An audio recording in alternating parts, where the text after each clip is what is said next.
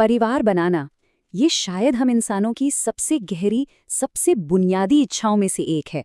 लेकिन सोचिए, इस एक ही मंजिल तक पहुंचने के दो रास्ते हो सकते हैं, जो एक दूसरे से बिल्कुल जुदा हों। तो आज हम इन्हीं दो दुनियाओं की पड़ताल करने वाले हैं। एक तरफ आप देख सकते हैं कि एक लैब में माइक्रोस्कोप के नीचे जीवन की पहली चिंगारी को परखा जा रहा है, बिल्कुल सेलुलर लेवल पर। और वहीं दूसरी तरफ एक गांव में दो लोग आमने सामने बैठकर अपने भविष्य की योजना बना रहे हैं। आज का ये विश्लेषण इन्हीं दो तस्वीरों के बीच की दुनिया को समझने के बारे में है। तो इस पड़ताल में हम क्या-क्या देखने वाले हैं?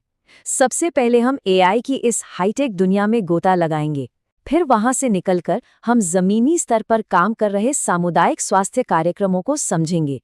और आखिर में हम इन दोनों रास्तों को एक साथ लाकर देखेंगे कि ये हमें परिवार के भविष्य और हमारे अपने नैतिक चुनावों के बारे में क्या सिखाते हैं।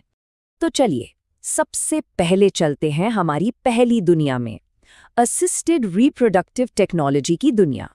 ये एक ऐसी जगह है जहां उम्मीदें बहुत बड़ी होती हैं और दांव पर भी बहुत कुछ लगा होता है। इस पूरी कहानी के केंद्र में है आईवीएफ। अब आईवीएफ एक ऐसी प्रक्रिया है जिसने दुनिया भर में लाखों लोगों का सपना पूरा किया है। लेकिन इसकी सबसे बड़ी सच्चाई ये है कि सफलता की कोई गारंटी नहीं होती। अब ये आंकड़ा देखिए, 26.1%। इसका मतलब ये है कि औसतन हर 4 में से 3 कोशिशें कामयाब नहीं हो पाती। सोचिए कितना बड़ा दबाव होता होगा सबसे सही, सबसे कामयाब भ्रूण को चुनने का। और बस यहीं पर एंट्री होती है आर्टिफिशियल इंटेलिजेंस यानी एआई की। देखिए, एक भ्रूण का विकास कोई रुकी हुई तस्वीर नहीं है। ये तो एक पूरी फिल्म की तरह है, लगातार बदलता हुआ। पहले क्या होता था?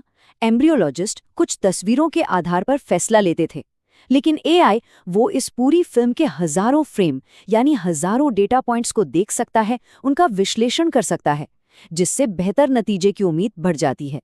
अब ये बात बहुत जरूरी है और थोड़ी पेचीदा भी। एआई मतलब सिर्फ एक तरह का एआई नहीं होता। एक होता है ब्लैक बॉक्स, जो आपको जवाब तो दे देगा पर ये नहीं बताएगा कि वो उस जवाब पर पहुंचा कैसे। और दूसरा है इंटरप्रेटेबल एआई, मतलब ऐसा एआई जो अपने फैसले के पीछे की वजह भी समझा सकता है। और ये फर्क सिर्फ टेक्नोलॉजी का नहीं है, बल्कि इसके गहरे नैतिक मायने हैं, जिन पर हम थोड़ी देर में लौटेंगे। तो चलिए अब उस हाईटेक लैब से बाहर निकलते हैं और एक बिल्कुल ही अलग दुनिया में कदम रखते हैं। यहाँ मशीनों का शोर नहीं, बल्कि इंसानी आवाजें हैं, बातचीत है। ये लाइन भारत सरकार की एक हेल्थ गाइड बुक से है और इसमें इस पूरे अप्रोच का सार छिपा है। ध्यान दीजिए, यहाँ अधिकार और कर्तव्य दोनों की बात हो रही है। मतलब ये सिर्फ सुविधा देना नहीं, बल्कि लोगों को जिम्मेदार और ताकतवर बनाने के बारे में है। इस प्रोग्राम की आत्मा बहुत ही सीधी साधी लेकिन असरदार गाइडलाइंस में बसती है। यहाँ फोकस किसी एक भ्रूण के नतीजे को परफेक्ट बनाने पर नहीं, बल्कि माँ और बच्चे यानी पूरे परिवार की सेहत और खुशहाली को देखने पर है। तो ये सब होता कैसे है? लोगों को विकल्प देकर। और सबसे बड़ी बात यह है कि ये सारे तरीके सरकारी हेल्थ सेंटर्स पर मुफ्त में दिए जाते हैं, ताकि हर किसी को अपने हिसाब से सही फैसला लेने की आज़ादी हो। ये तस्वीर इस मॉडल की पूरी कहानी कह देती है। ये सब इंसानी जुड़ाव के बारे में है। यहाँ कोई मशीन नहीं, कोई एल्गोरिदम नहीं, बल्कि एक इंसान दूसरे इंसान से बात कर रहा है, भरोसा बना रहा है, सलाह दे रहा है। तो हमने अब तक दो दुनियाएं देखी, एक हाईटेक लैब और एक गांव का क्लिनिक। ऊपर से देखने पर ये एक दूसरे से मीलों दूर लगती हैं, है ना?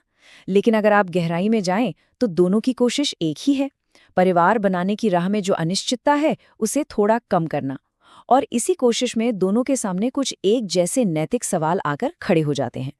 और वो सवाल ये है कि इन दोनों ही सूरतों में फैसले का असली कंट्रोल किसके पास है?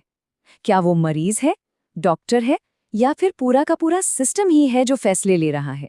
ये स्वायत्तता और विशेषज्ञ की सलाह के बीच संतुलन का सवाल है। याद है हमने एआई के 2 प्रकारों की बात की थी? अब उस पर वापस आते हैं। ये टेबल बहुत साफ साफ दिखाती है कि मामला कितना नाजुक है। एक ब्लैक बॉक्स एआई डॉक्टर के फैसले की जगह ले सकता है, जिसे यहाँ मशीनी पितृसत्ता कहा गया है, मतलब मशीन आपका फैसला कर रही है।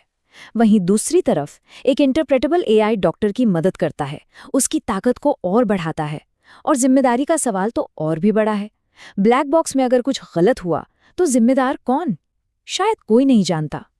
और यहीं पर हमें एक गहरा विरोधाभास दिखता है। एक दुनिया इस बात पर बहस कर रही है कि कहीं मशीनें हमारी जिंदगी के फैसले तो नहीं लेने लगेंगी, और दूसरी दुनिया में लाखों लोग आज भी इस जद्दोजहद में हैं कि उन्हें बस बुनियादी जानकारी और देखभाल मिल जाए। इतने सारे फर्क होने के बावजूद कुछ सवाल हैं जो नहीं बदलते।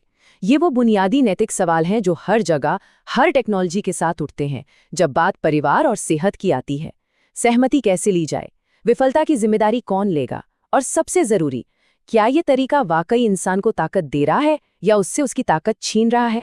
तो इन दोनों रास्तों को समझने के बाद हम कहाँ पहुँचते हैं? आखिर प्रगति का असली मतलब है क्या? आखिर में बात घूम फिरकर प्राथमिकताओं पर आ जाती है। देखिए, लक्ष्य दोनों का एक ही है, एक स्वस्थ परिवार।